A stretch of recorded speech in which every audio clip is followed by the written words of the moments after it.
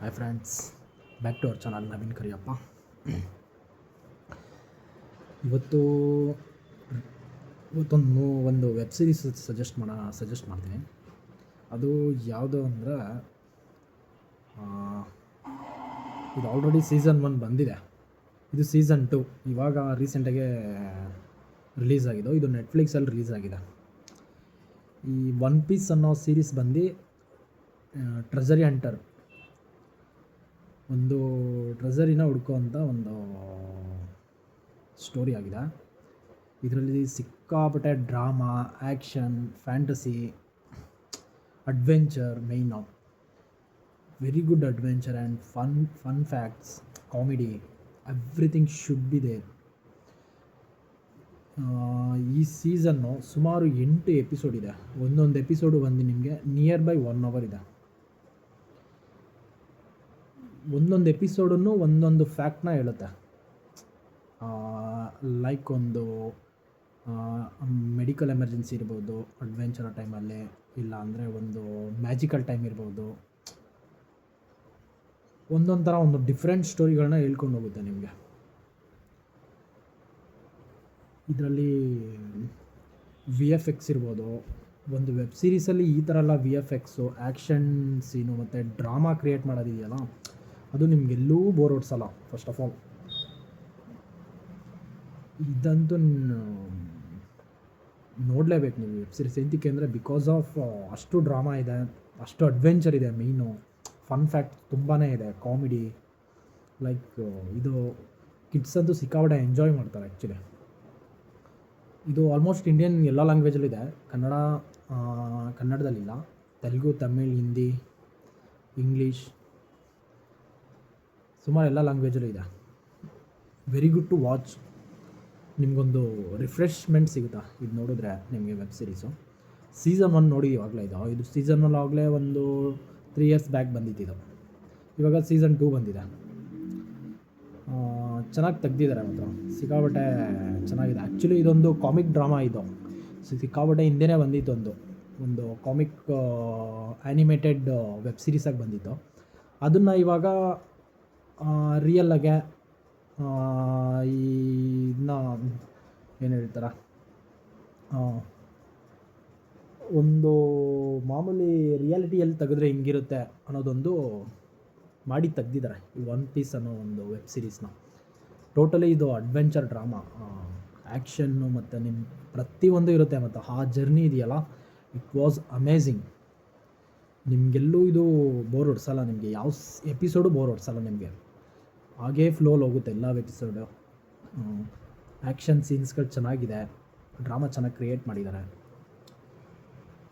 ನೀವು ಫ್ರೀ ಇದ್ದಾಗ ಆರಾಮಾಗೆ ಇದನ್ನ ವಾಚ್ ಮಾಡ್ಬೋದು. ಏನು 8 ಎಪಿಸೋಡ್ ಇದೆಯೋ, ನಿಮ್ಗೆ 8 ಎಪಿಸೋಡೂ ಅಷ್ಟೇ, ನಿಮಗೆಲ್ಲೂ ಬೋರ್ ಹೊಡ್ಸಲ್ಲ. ಸೀಸನ್ 1 ಚೆನ್ನಾಗಿದೆ, ಸೀಸನ್ 2 ಚೆನ್ನಾಗಿದೆ. ಇದು ನೆಟ್ಫ್ಲಿಕ್ಸಲ್ಲಿ ಸ್ಟ್ರೀಮಿಂಗ್ ಆಗ್ತಾಯಿದೆ, ನೋಡಿ ಚೆನ್ನಾಗಿದೆ. ಇದು ವೆರಿ ಗುಡ್ ವೆಬ್ ಸೀರೀಸ್. ನಾನು ರೀಸೆಂಟಾಗಿ ನೋಡಿದೆ, ಸೀಸನ್ 2 ನೋಡಿದೆ. ಸೀಸನ್ 1 ಆಲ್ರೆಡಿ ನೋಡಿದೆ. ಅದು ಸೀಸನ್ 1 ತುಂಬ ಹಿಂದೆನೇ ಬಂದಿತ್ತು. ಬಟ್ ಇದು ಸೀಸನ್ 2 ಇವಾಗ ರೀಸೆಂಟಾಗಿ ರಿಲೀಸ್ ಆಗಿದ್ದು ನೆಟ್ಫ್ಲಿಕ್ಸಲ್ಲಿ. ಚೆನ್ನಾಗಿ ತೆಗ್ದಿದ್ದಾರೆ, ಒಳ್ಳೆ ಡ್ರಾಮಾ ಇದೆ, ನಿಮಗೆಲ್ಲೂ ಬೋರ್ ಹೊಡೆಯಲ್ಲ. ವಾಚ್ ಮಾಡಿ. ನಾನು ಸಜೆಸ್ಟ್ ಮಾಡೋದು 100% ನಿಮ್ಗೆ ಯಾವುದು ಬೋರ್ ಹೊಡಿದಾರ ಅಂತ ಮೂವೀಸ್ನ, ವೆಬ್ ಸೀರೀಸ್ಗಳನ್ನೇ ಸಜೆಸ್ಟ್ ಮಾಡ್ತೀನಿ.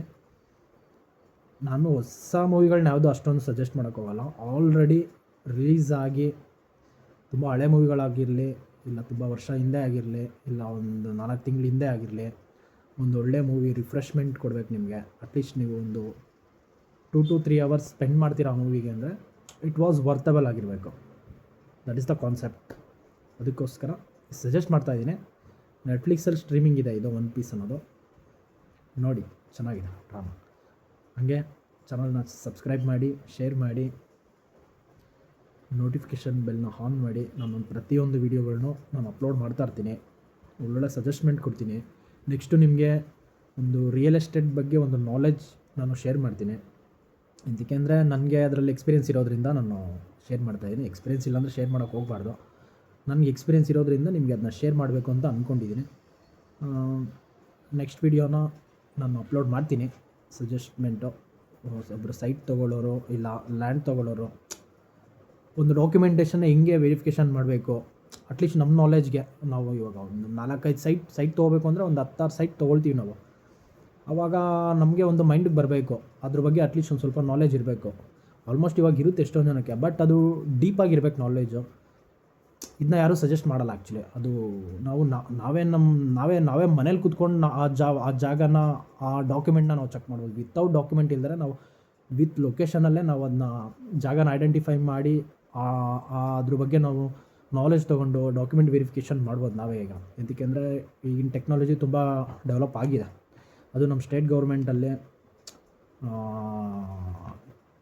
ರೆವಿನ್ಯೂ ಡಿಪಾರ್ಟ್ಮೆಂಟ್ ಅಂತೂ ಈ ನಮ್ಮ ಮಿನಿಸ್ಟ್ರು ಕೃಷ್ಣ ಬೈರೇಗೌಡರು ಬಂದಮೇಲಂತೂ ಸಿಕ್ಕಾಪಟ್ಟೆ ರಿಫಾರ್ಮ್ ಮಾಡಿದ್ದಾರೆ, ಡಿಜಿಟಲಿ ಟೆಕ್ನಿಕಲಿ.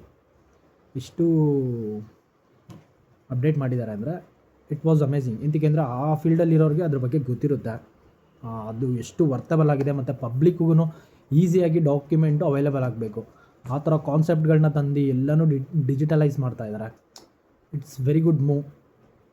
ಅದು ನಾನು ಪರ್ಸ್ನಲಾಗಿ ಕೃಷ್ಣ ಬೈರೇಗೌಡರಿಗೆ ಅದನ್ನ ರಿಯಲಿ ಥ್ಯಾಂಕ್ಫುಲ್. ಎಂತಕ್ಕೆ ಅಂದರೆ ಅಷ್ಟು ಯೂಸ್ಫುಲ್ ಮಾಡಿದ್ದಾರೆ. It was great, very good working. ಅದೇ ನೆಕ್ಸ್ಟ್ ವೀಡಿಯೋದಲ್ಲಿ ನಾನು ಅಪ್ಲೋಡ್ ಮಾಡ್ತೀನಿ. ಯಾರಾದರೂ ಸೈಟ್ ತೊಗೊಳ್ಳೋರು ಇಲ್ಲ ಲ್ಯಾಂಡ್ ತೊಗೊಳ್ಳೋರು ಅವ್ರು ಏನು ನೋಡಬೇಕು, ಡಾಕ್ಯುಮೆಂಟೇಷನ್, ಬೇಸಿಕ್ ಡಾಕ್ಯುಮೆಂಟೇಷನ್, ಮತ್ತು ನಮ್ಮ ಜಾಗ ನಾವು ಹೆಂಗೆ ಐಡೆಂಟಿಫಿಕೇಷನ್ ಮಾಡಬೇಕು ಅದನ್ನ ನಾನು ನೆಕ್ಸ್ಟ್ ವೀಡಿಯೋದಲ್ಲಿ ಹೇಳ್ತೀನಿ ನಿಮಗೆ. ಪ್ಲೀಸ್ ಶೇರ್ ಮಾಡಿ, ಸಬ್ಸ್ಕ್ರೈಬ್ ಮಾಡಿ ಚಾನಲ್ಗೆ. Thank you.